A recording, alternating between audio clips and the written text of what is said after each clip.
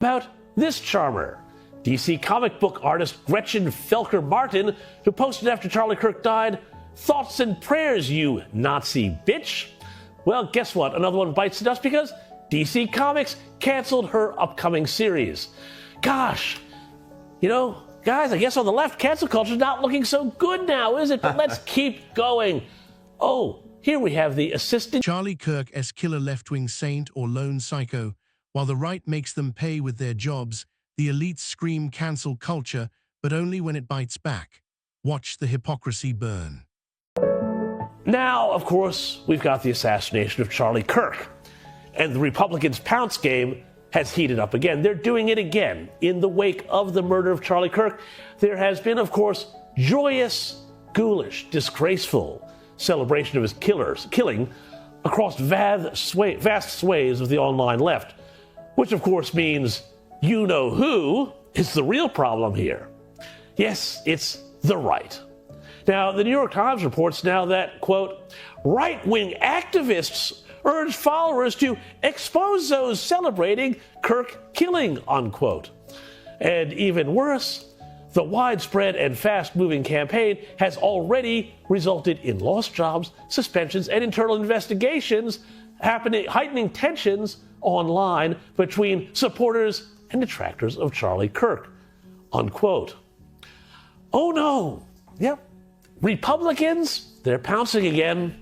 But let's see what the Times are complaining about being exposed and how it's all working out for them.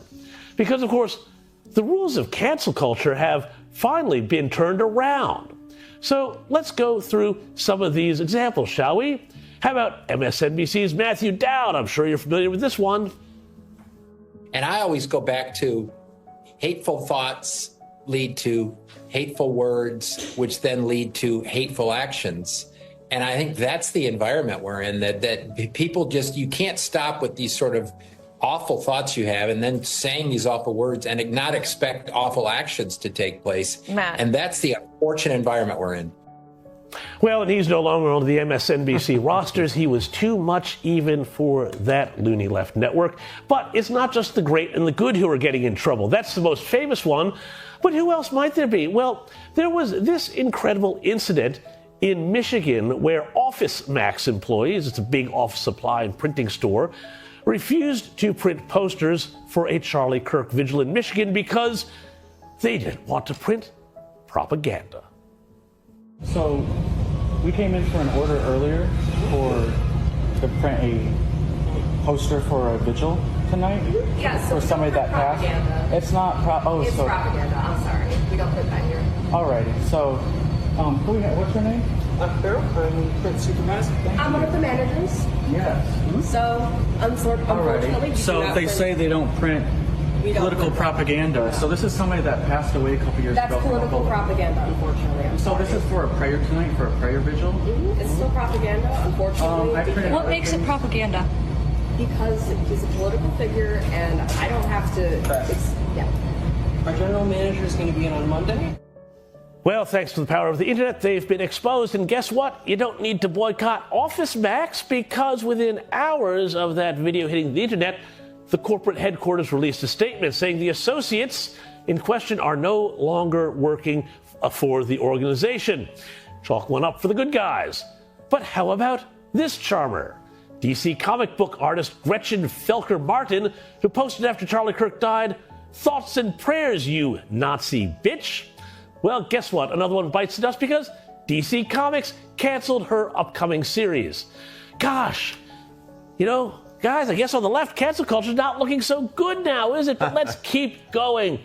Oh, here we have the assistant dean of Middle Tennessee State University, who posted, "Looks like Charlie spoke his fate into existence." Well, I guess what? She's been given the sack. She tweeted her fate into existence. But hey, let's keep going, shall we? This fellow, Glenn Turf from Miami Country Day School, posted, "He died. Oh well. Ironically, the promoted gun usage, and guess what? He's gone too." I could keep going here. There are countless teachers, so many teachers, a startling number of teachers involved in this. Medicos, even someone who worked for the Secret Service, have all gotten the chop for gloating over the death of Charlie Kirk. And you know what?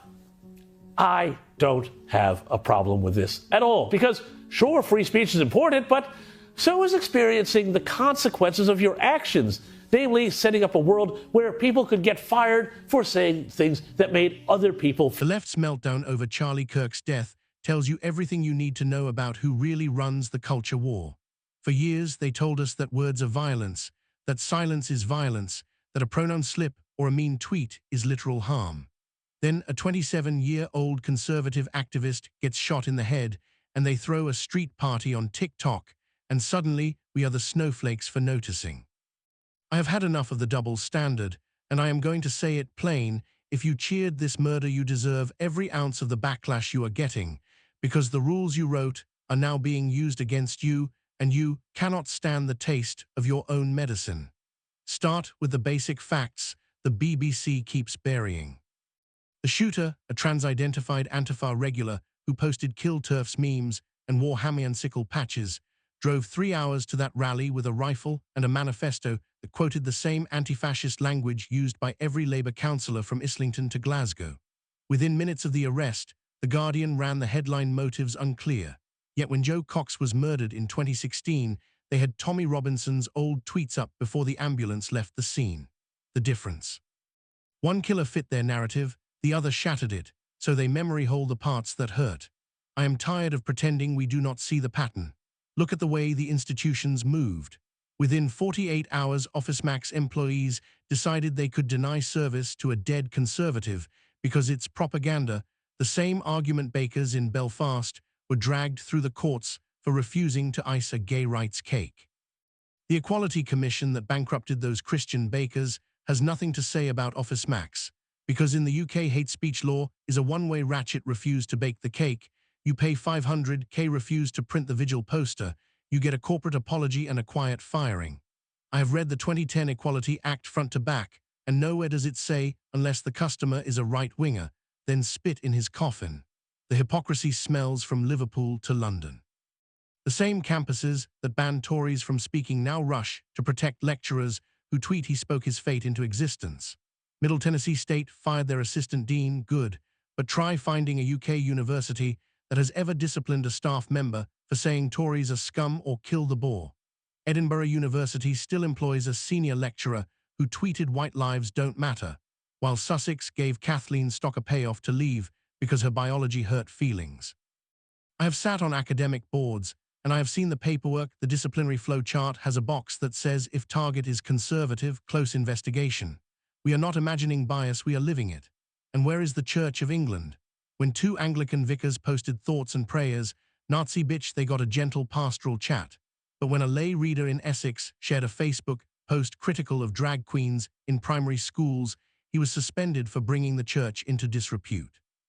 I have the emails. The bishops worry more about GLAAD than the 10 Commandments. The same archbishops who virtue signaled about Grenfell and Black Lives Matter cannot muster a single prayer for a dead evangelical kid because he liked Trump. If that is not a sign of a denomination that has swapped the gospel for Guardian columns, I do not know what is. The media game is even starker. Channel 4 News ran a segment on online hate after Kirk's death that featured 5 talking heads, every one a left-wing activist. Not a single Tory MP, not a single GB News host, just the same Hope Not Hate spokesman they wheel out to call Nigel Farage a fascist. I have counted since 2016. Channel 4 has interviewed Katie Hopkins twice and Owen Jones 47 times. That is not balance, that is a propaganda loop dressed up as journalism, and the public subsidy keeps flowing because Ofcom is staffed by ex-BBC interns who think Liz Truss is Pol Pot. But the tide is turning and the numbers prove it. Every time the left celebrates a dead conservative, 10,000 more normies decide the centre ground is a con. In the week after Kirk's murder, Reform UK gained 12,000 new 3 donors, mostly under 30. Twitter analytics show I stand with Charlie trending in Stoke, Sunderland and Salford, the same seats Labour took for granted. I have knocked doors in Bury and heard it plain I'm ex-Labour, but if they cheer when our kids die, I'm done. The red wall is turning into a fortress, and the mortar is left-wing cruelty. Here is what the elite still refuse to grasp: cancel culture only works if the people being cancelled care more about their status than their convictions. Charlie Kirk's generation does not. They grew up on gamified platforms where being blocked is a badge of honor, where every ratio is proof you hit the nerve. When DC Comics cancels a title, the writer moves to Substack and triples her income from readers who actually buy books. When a teacher gets sacked for gloating, the local plumbing firm hires her the next day because plumbers value graft over pronouns. The market is routing around the moral panic, and the gatekeepers are screaming because the gates are gone. I have spent the last decade warning that if you keep telling half the country they are garbage, eventually they will believe you and act like it. The left wanted a fight without rules, now they have one. Every teacher suspended, every comic cancelled, every academic sacked is a data point in the greatest political realignment since the miners' strike. The British working class is forging a new coalition with farmers, small traders, Pentecostals and football lads, and the glue is contempt for the smugocracy that laughs when their kids die. Keep poking that bear and do not be shocked when it sits on you. So I will say it loud, I do not mourn the firings, I celebrate them. Not because I enjoy cruelty, but because justice delayed is justice denied. The same people who wanted to jail you for misgendering are now discovering that the weapon they forged cuts both ways, and I intend to keep sharpening it until every hypocrite who preached consequences tastes his own recipe. Charlie Kirk's body is not even cold, and the revolution he embodied is already eating the old order. The only thing left to decide is whether we replace it with ordered liberty or with something harder, and if the left keeps gloating over corpses, they will not like the answer the public gives.